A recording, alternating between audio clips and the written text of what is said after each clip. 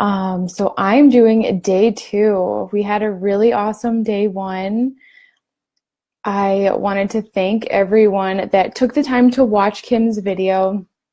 We are so excited to have you all participating in this 5-day challenge, and just seeing everyone comment and post the pictures of their meals and like take on the challenge for day one was really, really exciting. We were texting each other all day, super pumped about everyone's participation, and we even did each visit a little social media post. So thank you for everyone that's posted a picture, a comment, liked a post, any sort of participation. We really, really appreciate it. I know I was getting very pumped up yesterday when Kim was talking about how to eat a nourishing diet and like describing what it is. I definitely got really excited. I wrote down a bunch of quotes that she said.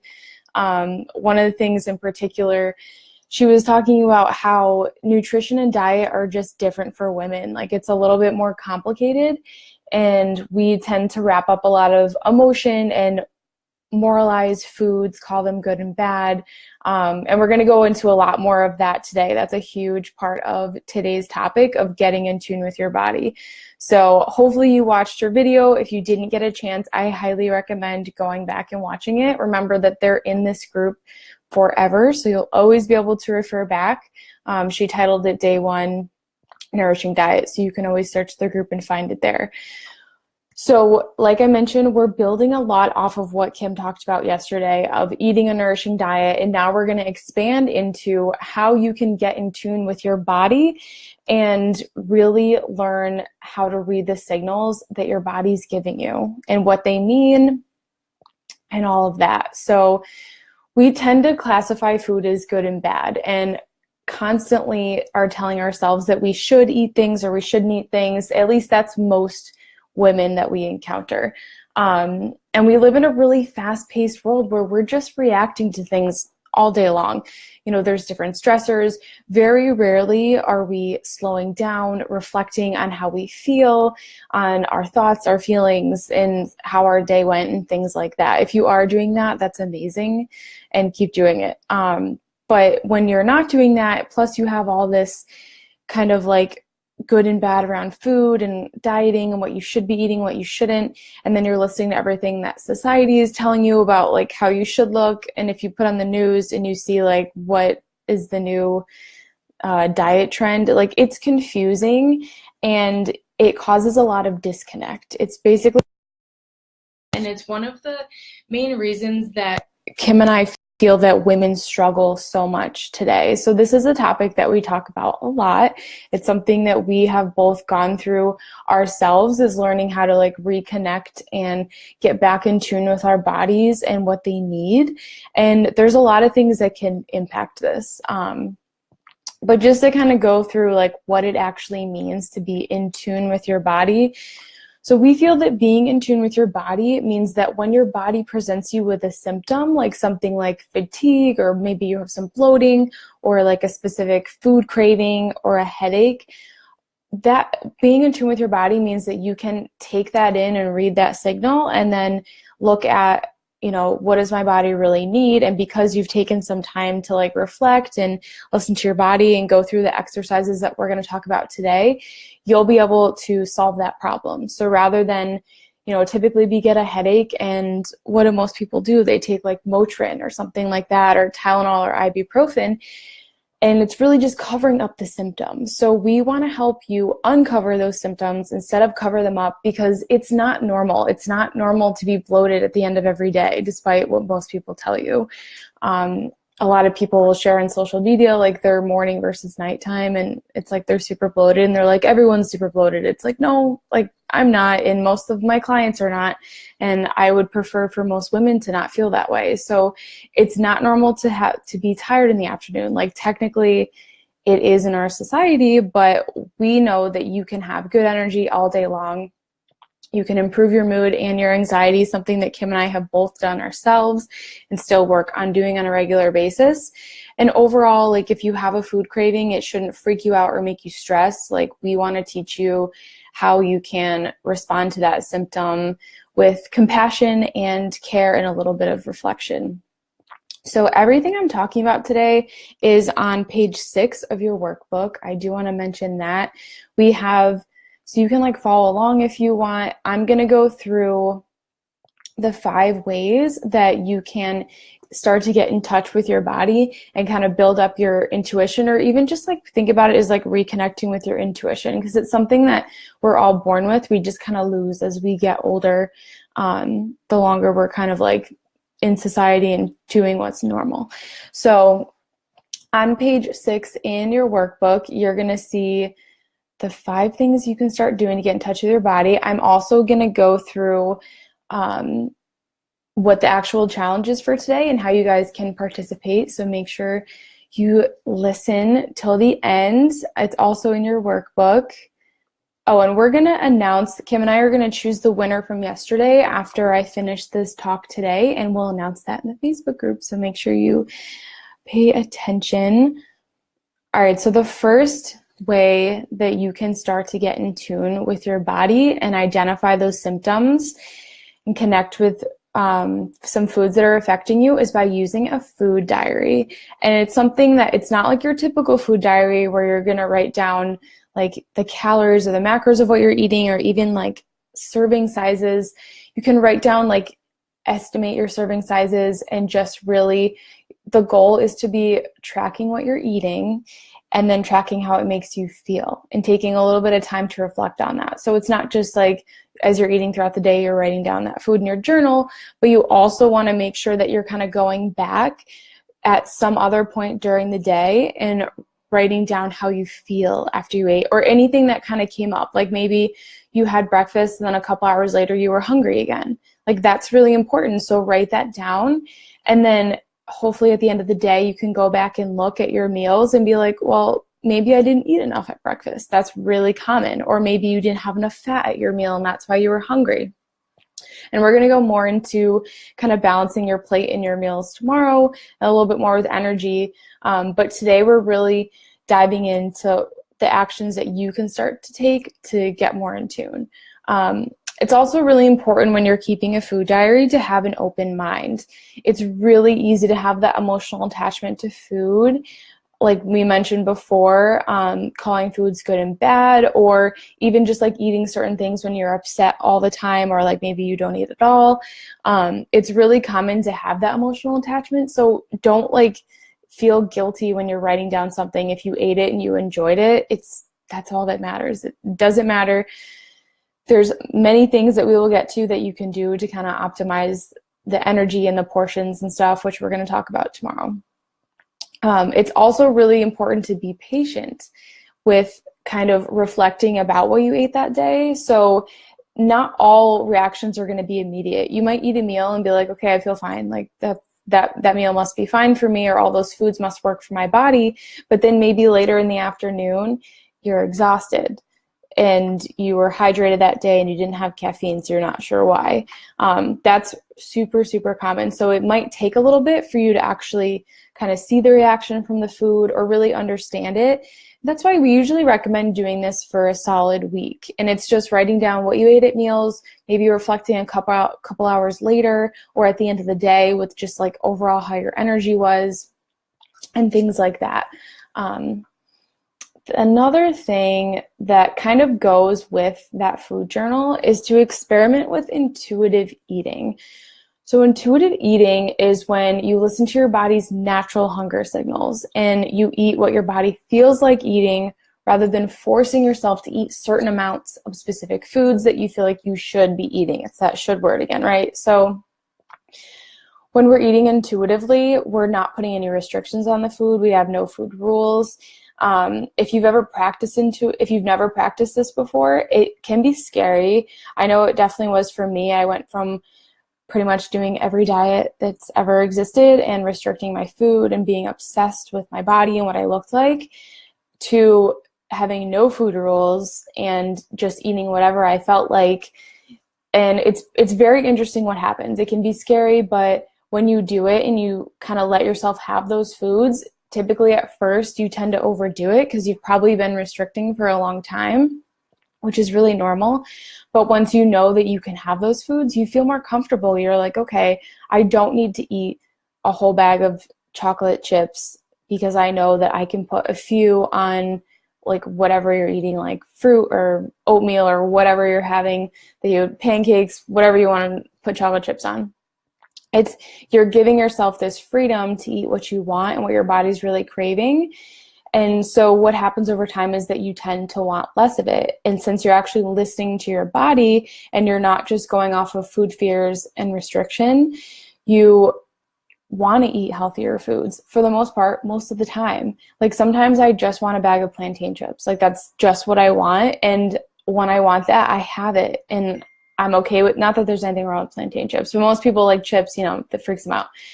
So when I want that kind of thing, I have it and then it's over and I don't stress about it.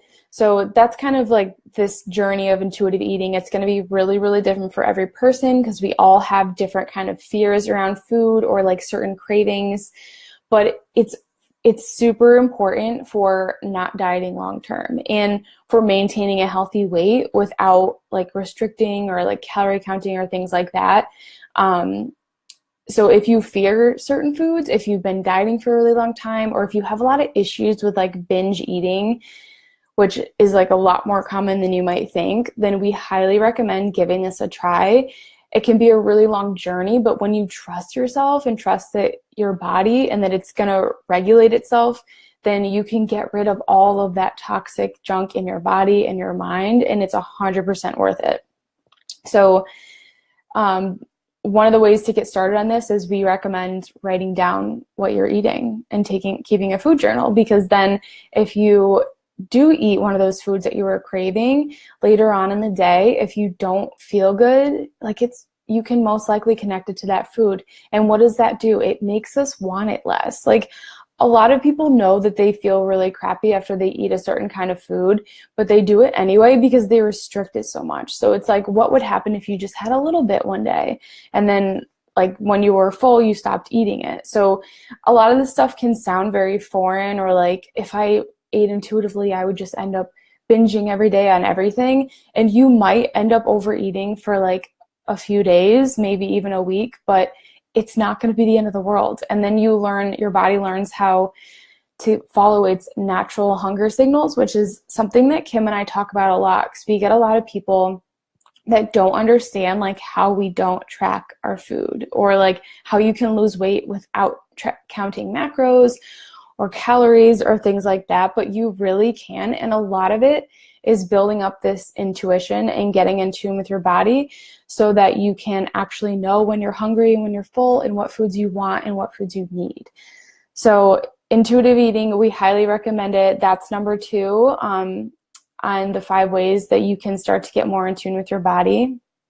The third way, this is something that Kim and I have been getting really into, talking about a lot more, is tracking your menstrual cycles and your symptoms. And especially because we're all women here, for the majority of us are still menstruating. If you're not, then you can still get in tune with your energy cycles and like how your energy kind of changes throughout the month or just like over time, and getting more in tune with your body with that.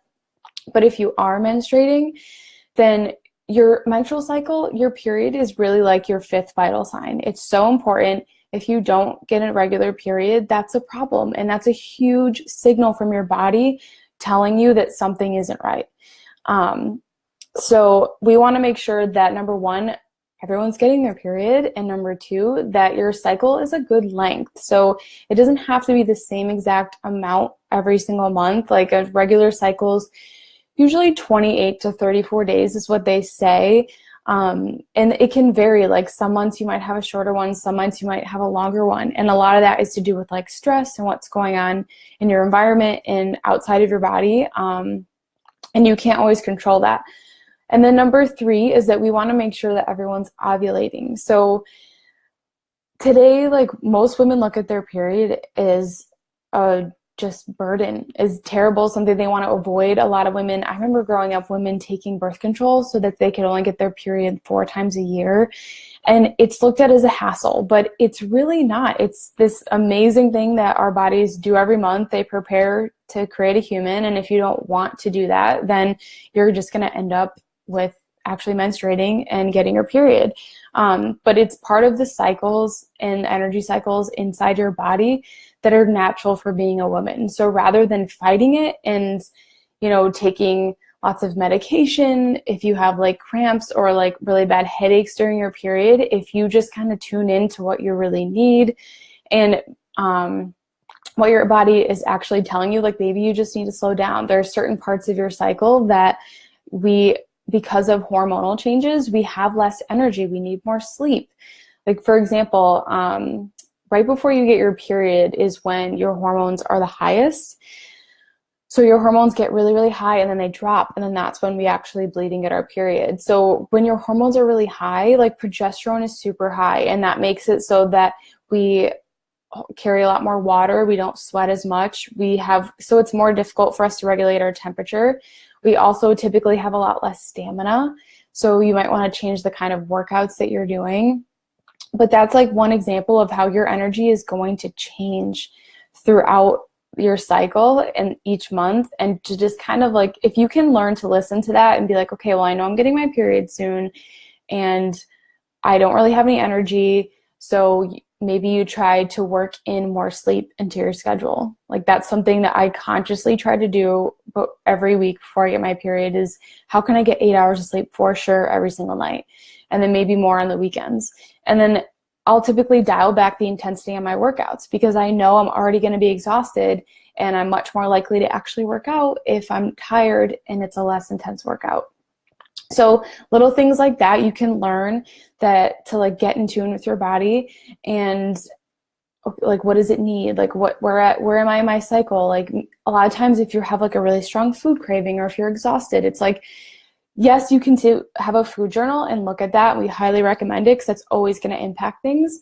But also thinking about, okay, well, am I like close to my period or did I just get my period? Like where am I in my cycle? What's happening in my body that might like help me make sense of this? Because I think at least like for myself, like I can be pretty hard on myself and like wonder why I'm not more energetic or why I didn't get more done that day, why I didn't want to work out, whatever it is, it's really easy to be hard on yourself. And if you kind of understand what's going on inside your body, because there's a lot going on, our bodies are amazing, especially as women, then you can have a little bit more compassion with yourself and just more understanding, not so much like what's going on, what's wrong with me.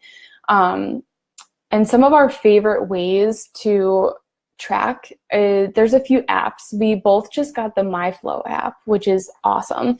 It actually has things that like pop up and it gives you recommendations for things based on where you are, like what phase you're in your cycle. So if you want to learn more about this stuff, we highly recommend getting that app.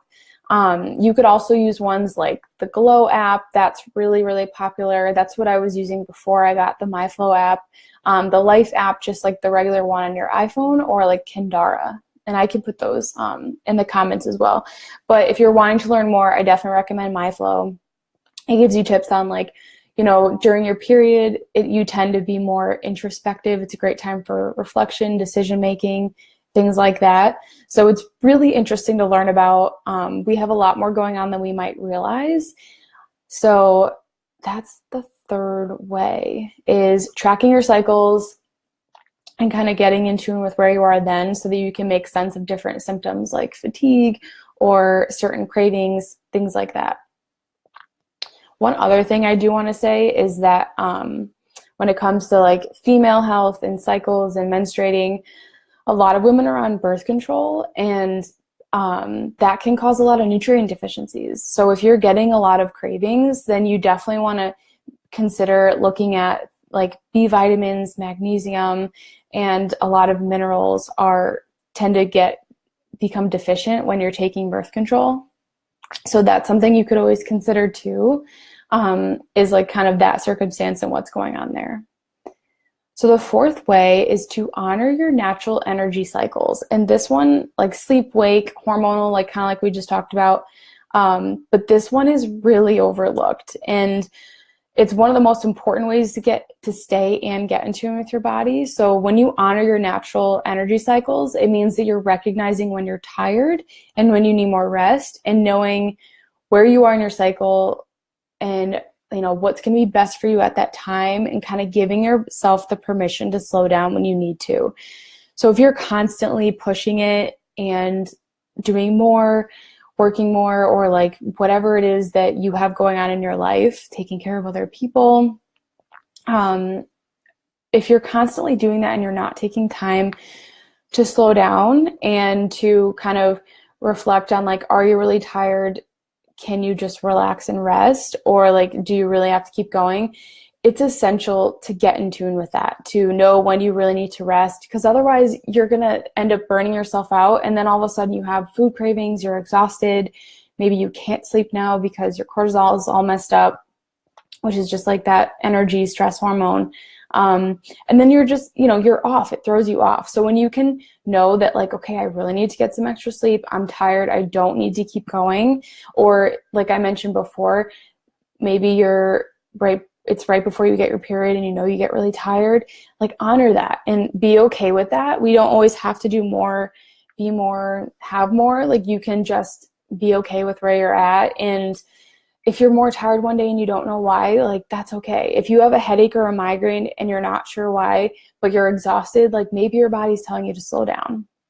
So trying to really pay attention to all those types of signals and that communication from your body is really, really important. I have like so many notes on the female cycle. Okay.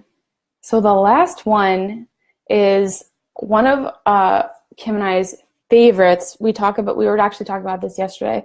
Journaling daily to express and reflect on your emotions, your goals, and your progress. So we talked about keeping a food journal, super important, but also just journaling to check in with yourself and see, like, what's going on, like, what are you dealing with?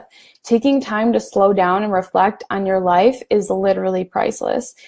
We were having a conversation yesterday talking about how we've both been journaling more. It was recently her birthday and I got her this cute journal, and for Christmas she sent me this funny journal that's like a mindfulness journal. So it's interesting, and we've both been doing it more. It's something that we kind of always did as kids.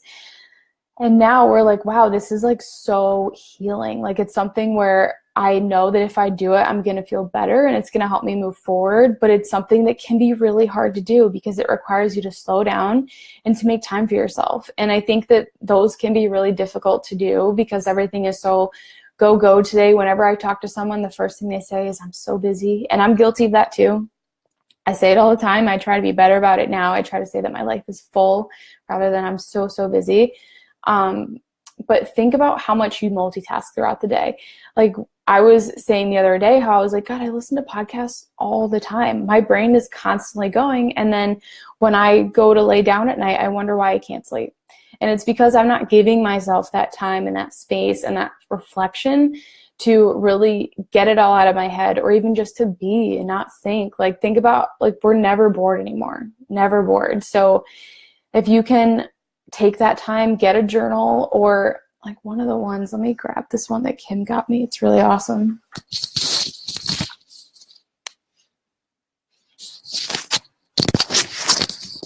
So you can just get a journal and just journal. I do that a lot. Like, if I have like, a little mini anxiety attack or something, I'm going to sit down with my journal. I'm going to write it out because it's the only way I'm going to feel better.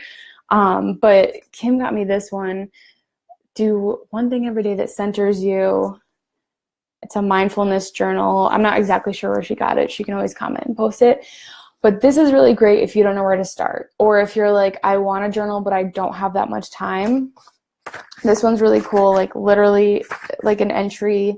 It's one page and it's like, stop and smell the roses, the simple things in nature that bring me pleasure. And all you're doing is writing those down. So journaling and reflecting can be anything from like you writing for, 10, 20 minutes, like writing a bunch, or you can just write for a couple minutes and do one little reflection in like a mindfulness journal. There's also something called a 5-minute journal that's really great. You can always Google that, or I can put some references in there, or morning pages. That's where you just kind of wake up, and before you're really awake, you just write for 5 minutes in a journal. So it doesn't really matter how you do it. We think it's really important to experiment and find what works for you. but just to do it. Like journaling is so healing. Reflecting in general is so healing. And what you're going to notice with these 5 ways that you can get more in tune with your body is that they all involve reflection and making time for yourself and making space for yourself. And it's not an easy thing to do, but it's essential for your healing, for you to reach any goal. Like a lot of you are in here because you want to improve your energy or reduce mood and anxiety, improve your digestion. We had some people that wanted to jumpstart weight loss. We had a lot of people that just wanted to learn how to take care of themselves better. And Kim talked about what it means to eat a nourishing diet yesterday, which is a great place to start. And then hopefully, the goal today is to have you all expand on that with our challenge for day 2, which is a food journaling exercise. So we want to have you all keep a food journal just for today, or you can keep going. We recommend go the whole week, do the whole 5 days food journaling if you can. And then this is just going to help you every day. We're going to kind of build on this. So yesterday, a lot of you posted pictures of your meals, which was awesome. Some people commented and told us what they ate. So keep track of that. You can even write down what you ate yesterday and then add today to that and kind of keep going for the next few days. Tomorrow, we're going to talk about blood sugar a little bit more and how you can actually start figuring out how to balance your meals and what portions work for you and all that kind of thing. But today, just start journaling. Write down what you ate for breakfast, lunch, dinner, snacks, however you eat throughout the day. It doesn't have to be there's no right or wrong. Try to stay open-minded and not have oh, I shouldn't have eaten this, it's a bad food, and eat what you want. I think that's the most important thing about this is eat what you really want so that you can see if those foods, how they're affecting you. So yes, and it has the actual exercise on page 6 of your workbook. So it just says, we're asking you to log everything you eat and drink today. This isn't about calories, so you don't have to weigh or measure your food. You're just writing it down. You can estimate, sometimes it's good to know about how much you ate of a certain thing so that you can figure out what portions work for you.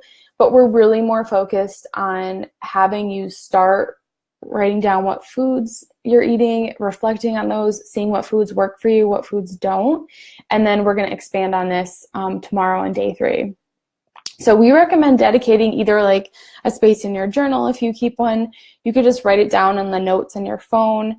A lot of people have planners. You could write it down on a space in your planner, or you could just get a little notebook and start writing down in there. If you think this is something that you kind of want to continue with, just get a small notebook, dedicate it to as your food journal.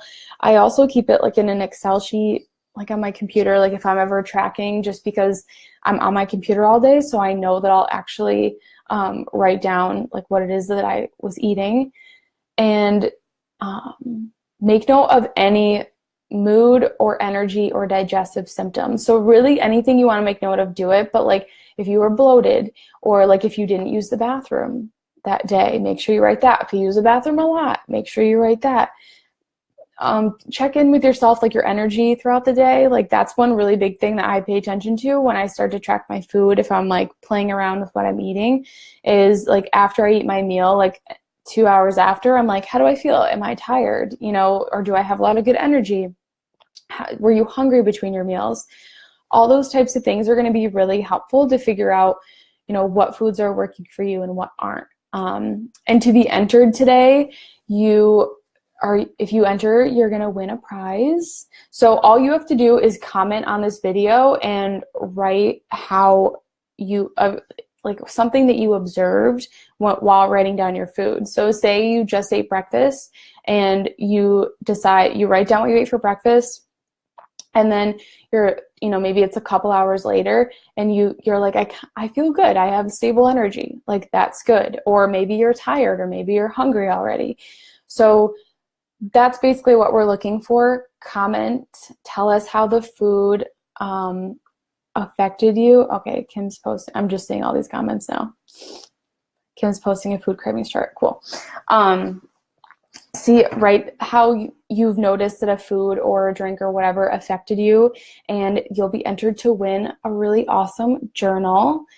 We also have a bonus exercise in the workbook. Let me pull it up. Oh, a bonus tip. So one of the things that we recommend doing when you start to write down what you're eating and paying attention and reflect on how it makes you feel is to look at the symptoms that you're getting on a regular basis. So if you're someone that gets headaches a lot, then make sure you're making note of when you're getting those headaches. And for headaches, we definitely recommend doing a food journal.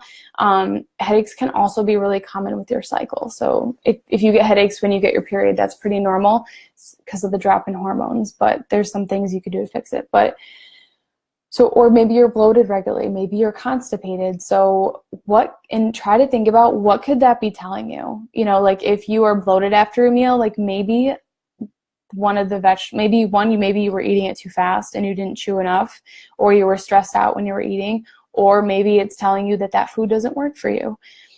It really depends, but this is a great way for you to start practicing and figuring out what foods make you feel good, what don't, what symptoms you're having all the time, and like how you can start addressing them. So make sure you look at that page 6 in your workbook, and it has the exercise in there. But yeah, comment on today's video. Let us know one thing that you learned about your body and how food impacted you. We would love to hear from you. We were so excited to have everyone post yesterday. And someone has that same journal. That's cool. Okay, so I'm going to post those resources in the actual description of this video. I'll post like the morning journal. Kim's going to post a food cravings chart for you all. But let us know if you have any questions.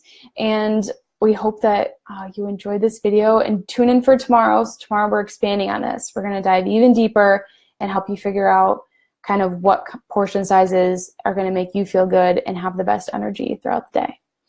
Thanks for watching.